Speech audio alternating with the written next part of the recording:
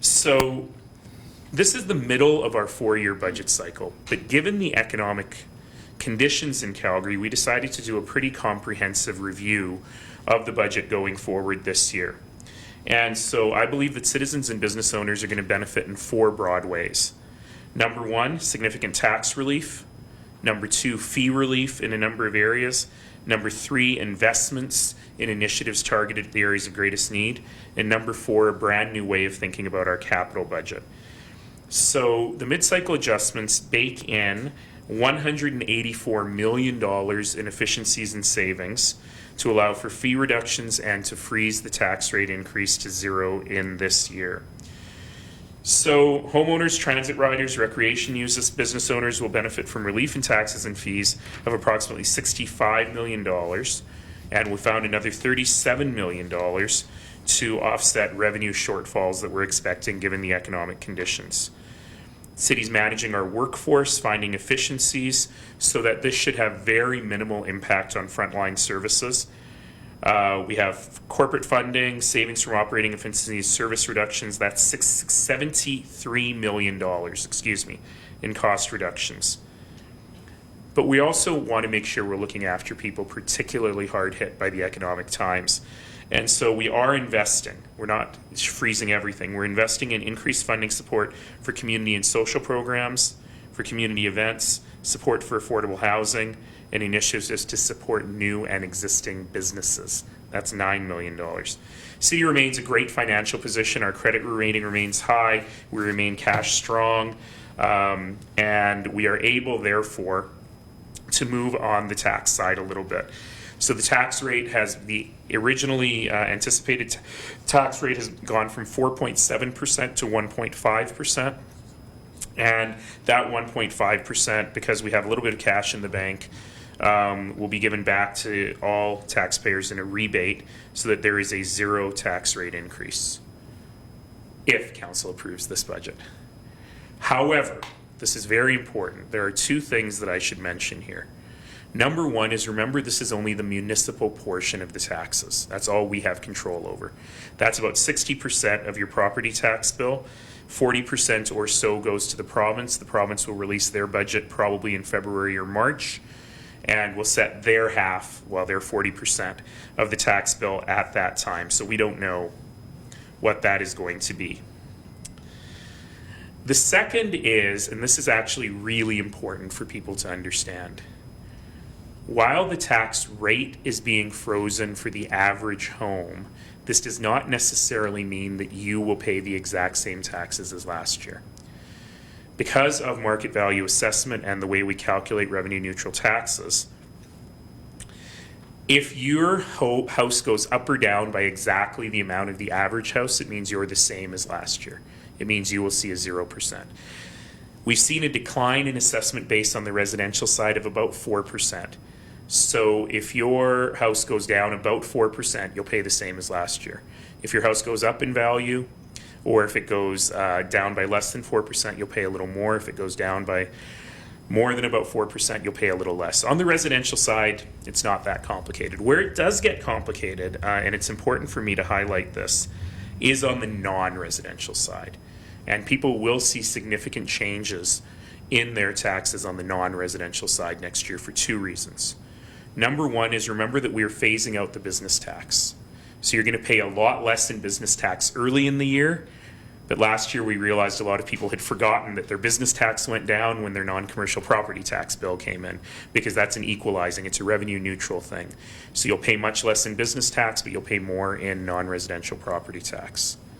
The second and more important thing, and we're going to say a lot more about this in the weeks and months to come, but it's important for people to understand this, is that on the non-residential side, we've seen a huge shift in the assessment base. In particular, properties in the downtown core have really lost value in the assessment, and properties outside of the downtown core have stayed steady or increased. Because the overall tax bill is spread out across all businesses, you will actually see bigger changes in the non-residential property tax rate than you will in the residential property tax rate. People in the to oversimplify, people in the downtown core will see a decrease and people outside of the downtown core may see an increase. The average is frozen, it's at 0, but individual businesses likely will not see 0 unless they happen to be exactly average. The final thing I want to say is that the capital investment plan will be something that we'll have a very good discussion about over the course of both next week and into the new year. Calgarians have told us very clearly that they want us to keep building, that they want us to keep investing, but that they want to make sure that we're doing so prudently and in areas that will have the highest impact. We've also heard from the other orders of government, from the provincial and federal governments, that they are very interested in continuing to invest in infrastructure and capital growth in the city. So we're going to rethink how we think about our capital project and how we spur economic growth and diversification through our capital plan. So I think that's all I'll say about that this week. We'll have some more details on that next week, but I am very interested in continuing that discussion. So finally, I'll just say that next week, starting on Monday at 9:30 a.m. in council chambers, we start our budget deliberations. It'll start with me and administration. Then we will have an opportunity for the public to be heard. So if you're interested in coming to council, you may have 5 minutes to do so. You must bring 35 copies of anything you want to have distributed. And then we will go into a detailed presentation of the budgets and business plans, and it will be super fun. So with that, any questions on either the citizen satisfaction or the mid-cycle adjustment? So the numbers that you're presenting here for the budget adjustment, has anything changed from a few months ago when you guys decided? You're getting the real numbers now. So a few months ago, council set the tax rate at 1.5% minus a rebate, so at a tax freeze. And now what you're actually getting is the numbers to back that up. So administration has gone away and created a budget exactly in accordance with council's direction. There are those that will say you're dipping into the FSR for this 1.5%. Doesn't that create a danger next year that if there is an increase, that you also have to add on that 1.5%? It sure does. And that is always the danger of these one-time rebates, is that you'll see it again the following year. However, I was comfortable with the 1.5% and recommending that to council. It comes out to about $18 million. There really has never been a year since I've been mayor that we have not had a budget surplus of at least that much. And we're not cash rich, but we're okay from a cash perspective. And I felt that in these economic times, and council agreed, it makes sense to share some of that. So yeah, absolutely there's a danger that you're creating what we call a bow wave in the following year, but I'm actually comfortable with the amount. I think that we'll be able to find that in savings in the following year as well. I have a power contracts question, if you can take it. Power contracts question, sure, sure. From a colleague, what do you think of the possibility that the provincial government may try to retroactively legislate to change the PPA contract dynamics? I hate when I have to be super careful in the things that I say, because it's no fun when I'm super careful in the things that I have to say. So I won't be. Let me just be very, very, very clear with how I feel about all of this. I am absolutely shocked that the government would be considering legislation to invalidate contracts that were entered into in good faith 16 years ago. In so doing, they would be sending a very strong signal that they're not interested in private investment and that this province is in fact closed for business. If I were giving them advice on this, I would say, holy cannoli. Are you really thinking about doing this in order to avoid the consequences of the lawsuit that you yourself filed? This is me being careful in what I'm saying. Remember that the government triggered this situation themselves. They triggered it themselves with an outrageous lawsuit in which they sued themselves and named these companies for actually doing what it said they could do within these agreements. So I suppose they have the power to invalidate these agreements, but man, oh man, that is a dangerous precedent, the most dangerous precedent I can imagine any government setting, particularly when they're about to go into the market looking for participants in the renewable auction and in restructuring the electricity grid. Who would ever invest in this province if they thought that government would just simply invalidate their contract decades later. Have you spoken to the government about that? Oh, many, many, many times. And fundamentally, my position has not changed on this. This entire legal action is absolutely outrageous. And even if it passes, it will result in higher costs for Albertans and it will result in higher emissions. So I have no idea what the government's game is or what they're trying to achieve here. Have they seemed, when you've spoken to them, have they seemed responsive? I mean, what's been the feedback, I guess, when you've spoken about them? Well, you know, I continue to say the smartest thing the government could do is let the balancing pool do its work and discontinue all legal action. I guess what do you think it would do for investor confidence in Alberta? Oh, I think I said that pretty clearly, didn't I? I mean, I can't even imagine this. I'm a private sector guy, and, you know, certainly when people make investments, you know, they certainly take into account political risk. But to think that you'd have to take into account that kind of political risk as though you were investing in a place without the rule of law in Alberta, in Canada, that is nuts. It's absolutely nuts. Any other topics?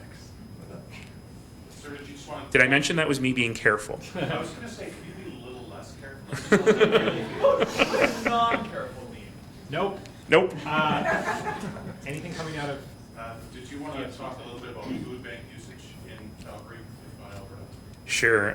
You know, one of the challenges in this city is that until recently, we hadn't come to terms with the issue of poverty in this city. And food bank usage tends to rise when times are good, and it tends to rise when times are bad. That's one of the reasons why we have the Enough for All poverty reduction strategy in place. It's one of my proudest moments in this job. But clearly, we have to work hard on implementing it. Now, the good news is that while the food bank demand rises, the Calgary Food Bank has been able to meet that demand through people's generous support. And as we get into the holiday season, I'll be kicking off the Mayor's Food Bank Drive soon. I really will encourage all Calgarians to give just a little bit more. If you're able to give this year, give more than you gave last year, because there's a lot of people who would love to give who just can't. It's very clear that food banks are a Band-Aid solution. But while we make these structural changes, we also have to make sure that we are there for people when they need us. And the Calgary Food Bank does good work doing that, and we have to make sure we're there as we continue to fix the system so that the demand for the food bank ultimately goes down. Would you like to repeat that in French? Oh my God. How do you say food bank en français? Banque alimentaire. Banque alimentaire, okay. C'est vraiment un problème que la demande pour les banques alimentaires continue d'augmenter. Mais c'est important pour nous de faire deux choses. Premièrement, il faut bâtir les racines du pauvreté. Et c'est pourquoi on a la stratégie Enough for All ici à Calgary, the anti-poverty strategy. Mais c'est aussi important pour nous, citoyens, de donner aux banques alimentaires, à toutes les organisations qui combattent la pauvreté, particulièrement cette saison. Thank you. Sir, can I ask you one question about the city of yours this morning? Yeah, sure. And that is, the report identified that most of the departments, I think it was 74% of city spending has already been through this process. There's little more gains, or don't expect $50 million more. Why do you think it's important to complete the process, even though it's being almost? Sure. Today was actually a really important day on the Zerobased reviews.